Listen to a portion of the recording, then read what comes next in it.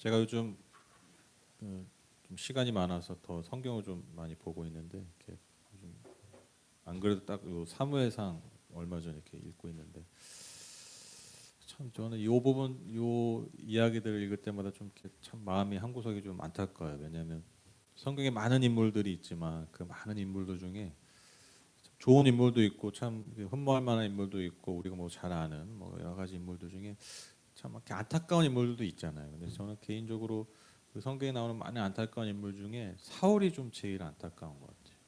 왜냐하면 참 시작은 되게 겸손하고 또 어떻게 보면 좀 어떻게 불쌍하기도 해요. 왜냐하면 자기는 왕할 마음이 없는데 뭐 하나님이 택하셔가지고 왕을 세우고 처음에 막 피하고 도망다니거든요. 또 얼마나 그 중압감이 컸겠습니까, 그렇죠? 첫 왕이고 뭐 나라가 꼴이 뭐 제대로 갖춰진 것도 아니고.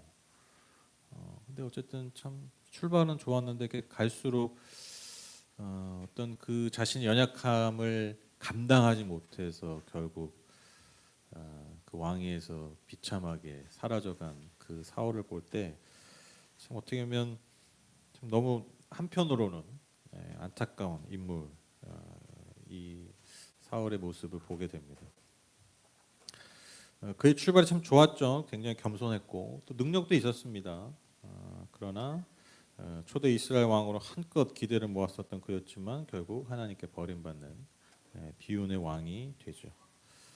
오늘 읽으신 이 본문 이야기가 바로 사울이 점점 하나님의 마음을 벗어나서 결국에는 그 왕위에서 사라지게 되는 그 불행의 첫 출발입니다. 첫 출발. 미세한 균열이 여러분 큰 댐을 붕괴시키잖아요. 그러니까 오늘 이 장면이 결코 소홀히 여길 수 없는 사울의 인생에 있어서 사실 너무나 중요한 순간이었다라는 것이죠. 오늘 이야기를 좀 잠깐 설명해 드리면 여러분 당시 이스라엘에 있어서 가장 큰 적이 누구였냐면 블레셋입니다. 블레셋 여러분 많이 들어보셨을 겁니다. 그런데 그 블레셋 민족이 이스라엘에 비해서 굉장히 막강한 군사력을 가지고 있었습니다. 수도 많았지만 무기도 훨씬 비교할 수 없을 정도로 좋았습니다.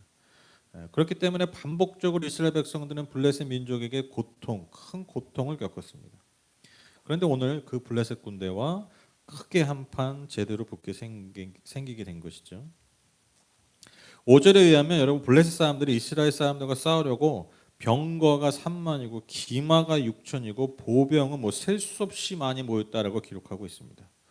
그러한 블레셋 군대의 모습을 보고 이스라엘이 어떻게 반응하느냐 6절 7절 보시면 이스라엘 사람들은 자기들이 위급하게 되었다는 것과 군대가 포위되었다는 것을 알고는 저마다 굴이나 숲이나 바위 틈이나 구덩이나 웅덩이 속으로 기어들어가 숨었다.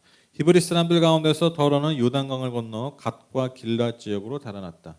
사울은 그대로 길갈에 남아 있었고 그를 따르는 군인들은 모두 떨고 있었다. 그 엄청난 군대가 이스라엘 백성을 포위했다는 말을 듣고 한마디로 저마다 기어들어가 숨어버린 거예요.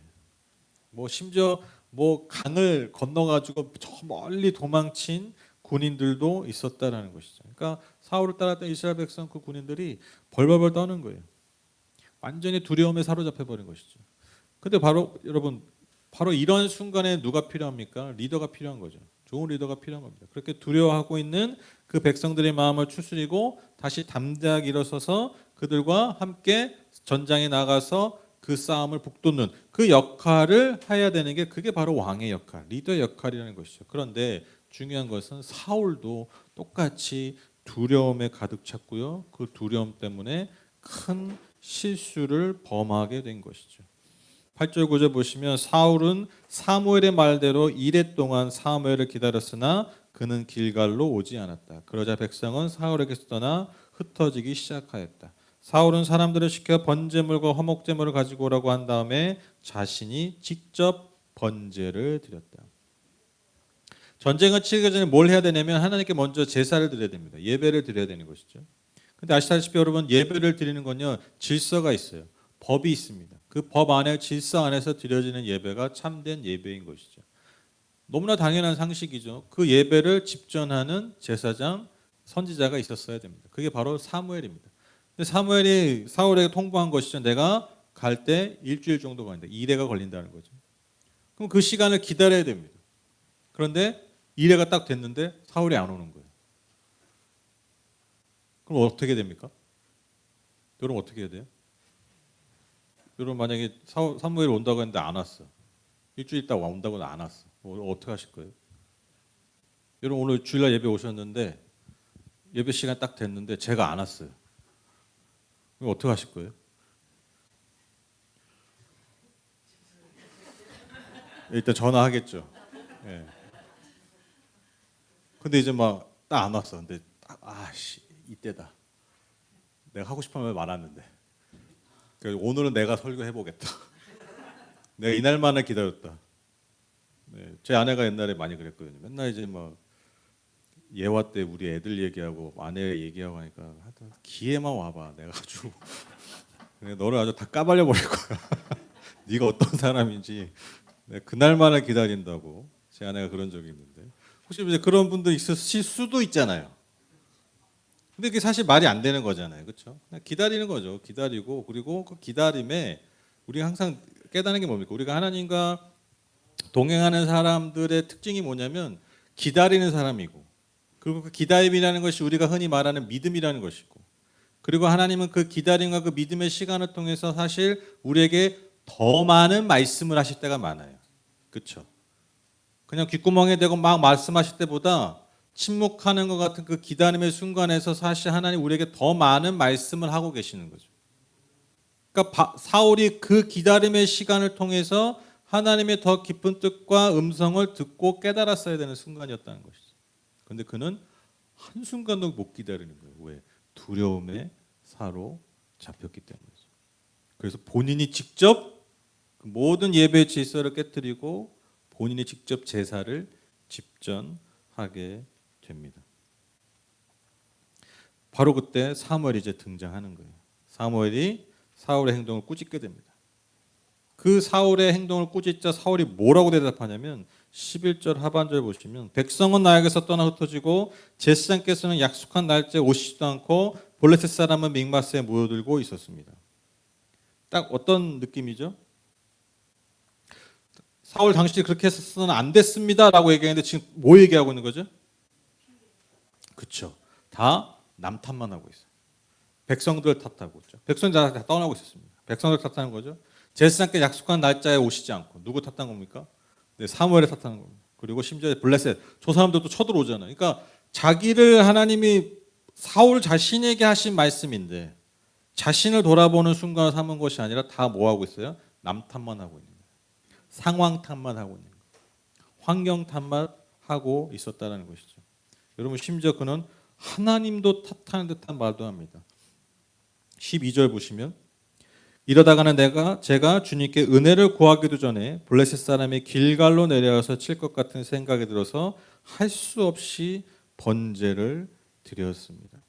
그러니까 하나님 은혜를 구하긴 구해야 되는데 지금 쳐들어오니까 이거 뭐 하나님 내게 주신 상황이잖아요. 그러니까 저 예배 또 드리라며요. 그러니까 드린 거예요. 그러니까 결국 종합적으로 결국 다 뭐 하나님 때문 아닙니까? 하나님 뭔가 이 상황을 내게 허락하셨기 때문에 내가 이렇게밖에 반응할 수 없었다라는 것이죠. 그래서 기다릴 수 없었다. 그러나 이러한 반응에 대해서 사무엘이 단호하게 말합니다. 당신은 해서는 안 될 일을 했다라는 것이죠. 하나님께서 왕에게 명한 것을 어겼고 그로 인해서 그의 왕조, 사울 왕조가 더 이상 계속되지 못할 것임을 전하게 됩니다. 그래서 이제 하나님은 하나님의 마음에 맞는 사람을 찾아서 백성의 새로운 지도자로 세울 것임을 전하게 됩니다. 여러분 잘 아시다시피 그 사울을 이어서 다윗이 이스라엘의 왕이 되는 것이죠. 여러분 이 사울의 반응을 보면 이게 굉장히 놀라운 게 뭐냐면 전혀 자신을 돌이킴이 없어요. 그러니까 일말도 자신의 내면과 자신의 행동에 대한 성찰이 없어요. 모든 것이 남 탓이고요. 모든 것이 상황 탓이고 심지어 결국에는 종국에는 하나님을 탓하는 그게 사울의 모습이었다라는 것이죠. 그래서 그걸 어떻게 하냐면 여러분 다음 이어진 내용에 보면요, 그냥 뭐 아무런 뭐 반응이 없어요. 그냥 전쟁터에 나가 버려요. 이게 쌓이는 거예요. 이게 한 순간에 망한 게 아니라는 것이죠. 그래서 여러분 만약 사울이 이 상황 가운데서 하나님께 회개하고 돌이켰다면 저는 분명 하나님이 사울에게 또 다른 기회를 주셨을 것이라 믿습니다. 그러나 그는 회개하지 않았어요. 그래서 계속해서 이 지었던 죄를 반복하게 됩니다. 즉 하나님께서 계속해서 기회를 주셨는데 그가 돌이키지 않았다는 것이죠. 그래서 그는 결국 비참한 최후를 맞이할 수밖에 없었다라는 것이죠. 저는 오늘 이 본문을 통해서 새삼 깨닫는 분명한 사실이 뭐냐면 여러분 두려움이라는 것이요. 뭘 드러내냐면 우리의 신앙, 우리의 믿음을 드러냅니다. 즉 우리가 두려운 상황 가운데 빠지면 뭐가 증명되고 드러나냐면 내가 지금까지 무엇을 믿고 살았는지가 드러나요. 종교 생활이 드러난다는 게 아닙니다. 진짜 내가 무엇을 믿고 살아왔는지가 드러나요. 블레셋의 공격 앞에서 모두가 다 구멍을 찾아서 숨어버려요. 심지어 배교하면서 먼 지방까지 도망간 이들도 있습니다. 즉 두려움 때문에 하나님을 보지 못한 것이죠. 근데 여러분 두려워서 하나님을 보지 못할 수도 있지만 사실 뭐예요? 뭐가 증명됐다고요? 사실 그들은 하나님을 믿지 않았다라는 거예요. 두려움이 그 두려운 상황이 그것을 드러낸 것뿐입니다. 여러분 사울이 왜 망했습니까? 사울이 왜 비참한 최후를 맞았습니까? 두려움을 하나님 앞에서 해결하지 못했어요. 그는 하나님보다 사람을 두려워했고요. 그는 하나님보다 상황을 더 두려워했습니다. 이스라엘 백성들이 나를 떠날 것을 두려워했고요. 블레셋 앞에 패할 것을 두려워했습니다. 그래서 그가 왕의 자리에서 내려올 것을 두려워했어요. 그러나 그는 이스라엘의 왕으로서 누구보다도 하나님을 두려워하는, 하나님을 경외하는 사람이어야 했습니다. 여러분은 무엇을 정말 두려워하십니까? 즉 무엇을 정말 경외하냐라는 것이죠. 또 여러분 두려운 상황에 빠지실 때 여러분은 어디로 피하십니까? 여러분만의 굴이 있지 않으세요? 여러분만의 동굴이 있지 않으세요? 뭔가 두려운 상황이 있으면 막 바로 그냥 강을 건너서 어디로 멀리 도망가지 않으십니까? 그런 나만의 영역이 있으십니까? 여러분 잘 아시는 마틴 루터, 종교개혁을 일으켰던 마틴 루터가 아주 유명한 말을 했습니다. 뭐라고 얘기했냐면 너의 마음이 전적으로 신뢰하는 것, 그것이 곧 너의 하나님이다.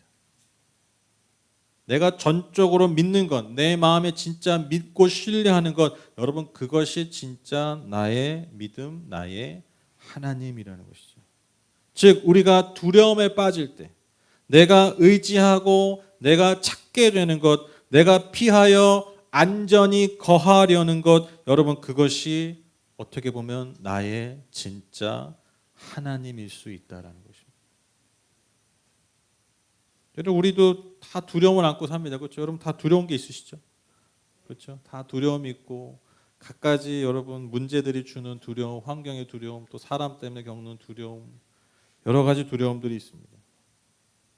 특히나 요즘 우리가 갖는 두려움이 뭡니까? 미래에 대한 두려움이 크잖아요. 그렇죠? 정말 여러분 올해 많이 바뀔 겁니다.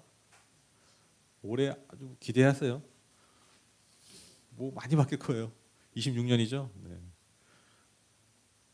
근데 왜 두렵냐면 많이 바뀔 것 같은데 어떻게까지 바뀔지 모르겠는 거예요. 그게 두렵죠. 그러니까 좀 예측이 되면 모르겠는데 이게 예측도 안 돼요. 이 막연한 두려움, 이 미래에 대한 이 두려움, 여러분 이 두려움 앞에서 여러분은 무엇을 정말 의지하고 계십니까? 어디로 피하시냐라는 것이죠. 그런데 저는 이거를 좀 긍정적으로 바라봤으면 좋겠어요. 즉 두려움을요 우리가요 잘 사용하면요 사실 우리의 삶에 있어서 너무나 귀한 기회가 됩니다. 즉 두려움의 상황은 하나님께서 우리에게 주신 절호의 기회가 된다는 것이죠. 즉 우리가 무엇을 믿었는지 무엇을 믿고 살아왔는지 증명되는 시간이기 때문에 그것이 증명되면요 여러분 어떻게 해요? 잘못됐으면 그냥 돌이키면 돼요. 그러니까 돌아갈 기회예요. 심판받을 때가 아니라니까요. 내가 두려워가지고 내 믿음이 드러났어. 내 진짜 신앙이 드러났어. 그런데 그게 나를 심판하고 그게 내가 저주에 싹시되는 게 아니라 아니죠. 그것을 돌이킬 때 오히려 그것이 기회가 되고 축복의 통로가 된다라는 거예요.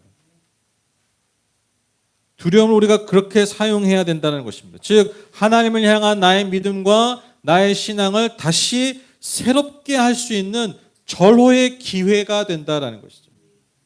소망하기는 여러분 삶의 두려움 앞에서 우리가 굴복하고 그냥 그 내 처한 현실, 내 드러난 그 믿음의 현실 앞에 좌절하거나 낭망하는 것이 아니라 다시 하나님께 우리의 삶을 돌이키게 되는, 그래서 하나님이 주시는 새로운 기회를 쟁취하는 저와 여러분 되셨으면 좋겠습니다. 그래서 여러분 우리가 이 두려움 앞에 하나님께 온전히 돌이키는 기회로 삼아야 됩니다. 회개의 기회로 삼는 것이죠. 즉 하나님을 오직 경외하는 삶으로 우리가 돌이켜야 됩니다. 사울이 여러분 왜 그렇게 안타까운 삶이 됐다고요? 잘못을 저질러서가 아니니까요. 두려움에 빠져 살아서 그랬던 게 아니라니까요. 그 순간 돌이키지 않아서 그런 거예요. 아니 죄 지은 걸로 따지면요 누가 더 죄를 많이 졌습니까? 다윗이 비교할 수 없어요. 진짜로 여러분 성경 통독하다 깜짝 놀라시죠? 다윗이 이 정도 인간이었나? 저도 볼 때마다 놀라요.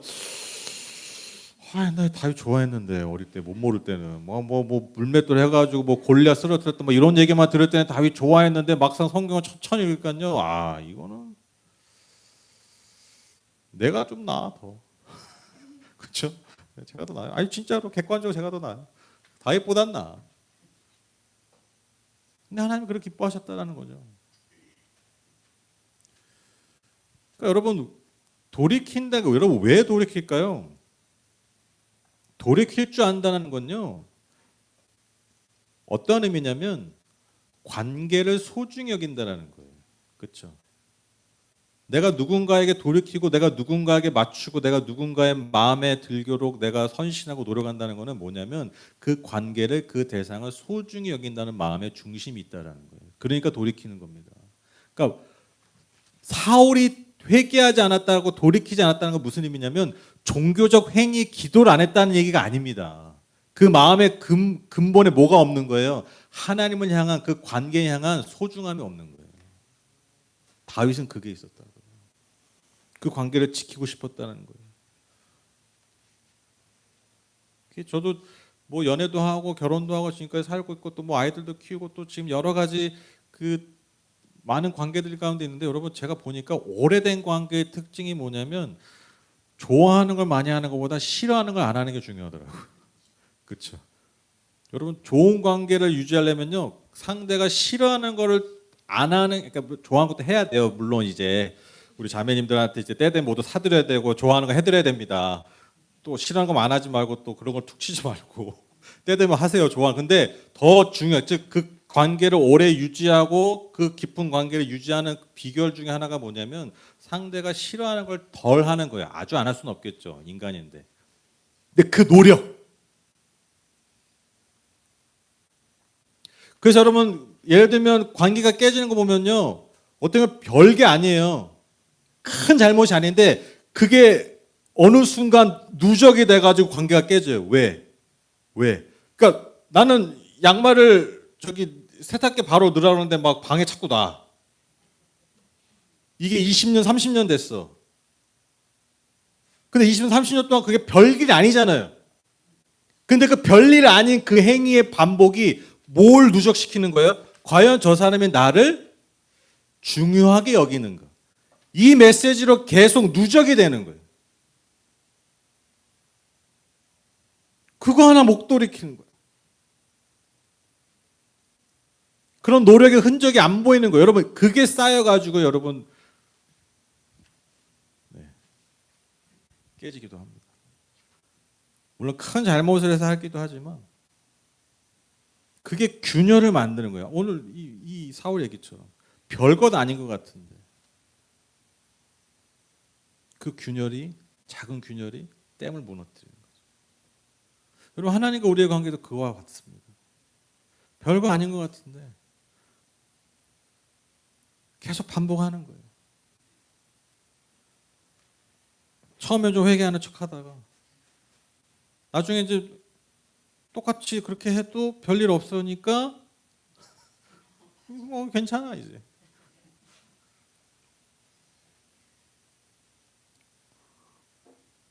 꼭 하늘에서 뭘 맞아야지 정신이 차리죠. 우리는 뭐가 떨어져야지. 안 떨어지면 괜찮은 줄 알아요. 근데 그게 누적이 되는 거예요. 그래서 여러분, 관계라는 건요 계속 변해야 됩니다. 뭐 급격한 변화를 얘기하는 게 아니에요. 그러니까 그 사람, 그 상대가 뭘 좋아하느냐, 뭘 싫어하냐, 이걸 계속해서 내가 인지하는 거예요. 그래서 조금씩 내가 당연히 힘들죠, 어렵죠. 그런데 그렇게 내 자신을 맞춰가는 거예요. 여러분, 그게 그 관계의 소중함을 지키는 방법입니다. 그리고 그게요, 그 관계를 지키는 것 같지만 그게 결국 누구를 지킵니까? 나를 지킵니다. 나를 살리고요, 나를 복되게 합니다. 그 상대를 위한 게 아니에요. 또 이런 얘기하면 이제 그 상대만 생각나는 거죠. 그렇지, 걔가 그랬어야 되는데, 그 인간이 그랬어야 되는데, 나한테 적용하십시오. 나한테, 나를 위해서. 여러분, 하나님과 우리의 관계도 마찬가지입니다. 여러분, 돌이킬 기회입니다. 이게 답입니다. 그래서 우리가 하나님께 그렇게 돌이킬 때 조금씩 우리의 삶을 주님께 맞춰갈 때 그게 여러분 하나님의 주시는 그 은혜와 복의 온전한 통로가 될 수 있습니다. 여러분, 잘못할 수 있다니까요. 두려워할 수 있다니까요. 그냥 하나님 용서하세요. 언제나 우리가 돌이키면 그 기회를 계속해서 주시는 거예요. 저는 사울이 참 안타까운 게 이 지점이에요. 그가 조금이라도 돌이켰다면, 그가 하나님과의 관계를 소중히 여겼다면, 그가 왕이 된 것이 하나님으로부터 온 전적인 선물이었다는 것을 그가 알았다면, 그 한 걸음일 못해서 그 안타까운 생을 살았던 그 사울의 안타까움이 저와 여러분의 삶에는 반복되지 않았으면 좋겠습니다. 그래서 여러분, 우리가 두려움을 느낀다는 것은 내 한계를 직면한다는 것입니다. 즉, 내 무력함, 내 어떤 내 무기력함을 절감하고 인정한다는 것이죠. 그렇죠? 그래서 여러분, 우리가 반대로 잘 나갈 때 여러분, 우리가 뭐 두려운 게 있습니까? 두려운 게 없죠. 잘 나가면 뭐 두려운 거 있으니까 고개 드는 거잖아요. 그렇죠? 고개 뻣뻣이 들고 할 말 다 하고 마치 한계가 없는 것처럼 다 할 수 있는 것처럼 그렇게 살아갑니다. 그러니까 안 돌이키는 거죠. 근데 우리가 두려움에 빠진다는 것은 내 한계를 직면하는 거잖아요. 내 능력의 한계, 내 존재의 한계. 그러니까 여러분, 너무 좋은 기회라는 거예요. 그 순간에 너무 좋은 기회예요. 하나님께 돌이킬 기회. 그 신세계라는 유명한 영화 있습니다. 그 영화에서 아주 유명한 대사들이 많은데 그 대사 중에 그게 좀 설교가 맞을지 모르겠지만 그 있잖아요. 죽기 딱 좋은 날씨라고. 약간 흐릿한 죽기 딱 좋은 날씨네 하면서 이렇게 담배 한 대 피면서 그 장면, 유명한 장면, 유명한 대사 아닙니까? 근데 제가 왜 그런지 모르겠는데 오늘 이 설교 마무리하면서 그 대사가 딱 생각나면서 왜 생각나냐면 여러분, 요즘 우리가요 주님께 돌이킬 좋을 때입니다. 딱 좋을 때입니다. 그렇죠? 여러분, 새해가요 뭔가 새해 복을 빌어주고 뭔가 새로운 시작을 하려고 하잖아요. 그러니까 뭔가 앞으로 달려갈 생각만 하지 마. 그러니까 앞으로 달려갈 생각만 하는데 여러분 진짜 내가 달려가려면요, 진짜 좋은 길로 달려가려면 뭐부터 해야 되냐면 돌이켜야 됩니다. 즉 하나님께 돌이키기에 딱 좋을 때입니다. 그래야 우리가 2026년을 잘 걸어가고 잘 달려갈 수 있습니다. 여러분 새해만큼 회개하기 좋을 때가 없습니다. 내가 두려워했던 것들, 즉 내가 의지했던 것들을 내려놓고 다시 주님께로 돌이켜서 새해와 이 새로운 시간을 다시 새롭게 시작하는 것입니다. 그래서 자신 있게 나에게 또한 서로에게 이렇게 축복할 수 있는 거예요. 새해 복 많이 받으십시오. 여러분 베테랑 등산가들이 뭐라고 말하냐면, 여러분 숲에서 길을 잃을 때 사람들이 가장 많이 하는 실수가 뭐냐면 내가 왔던 대로 내 감각을 의지해서 가는 거예요. 근데 그러다 보면요, 이게 두렵잖아요. 막 긴장하잖아요. 그 긴장 가운데 두려움 가운데 본능으로 반응하면요, 그냥 계속 그 윤회 뭐라고 하여튼 그냥 빙빙 돈대요. 같은 공간을 빙빙 돈대요. 네. 제 아내가 그랬어요. 약간 길치인데 어디 자매네 놀러 갔는데 계속 돈대요. 돌았대요.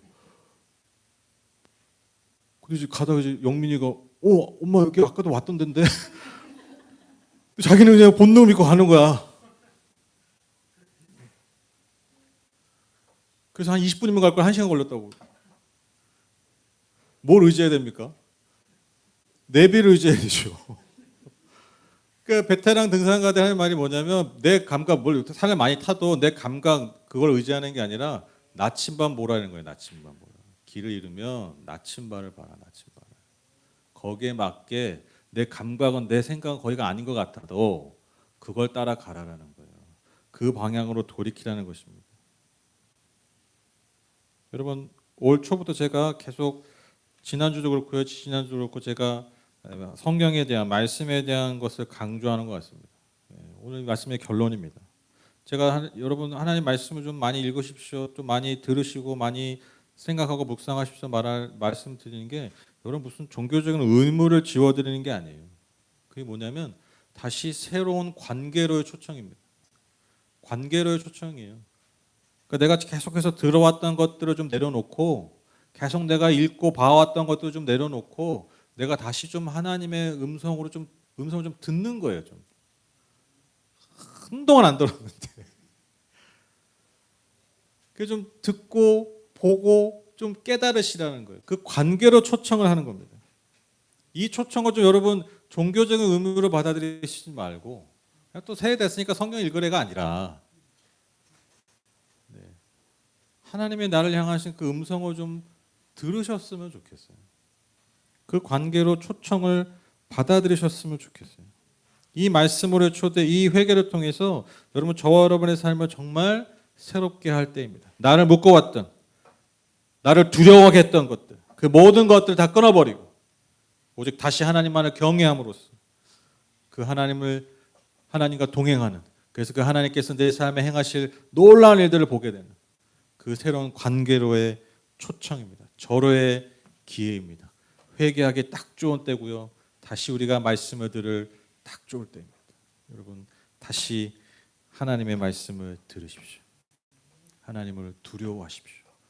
그래서 2026년 이 새해 동안 하나님께서 여러분의 삶에 행하실 새로운 일들, 놀라운 일들을 보고 듣고 경험하시는 저 여러분 다 되시기를 주님의 이름으로 축복합니다.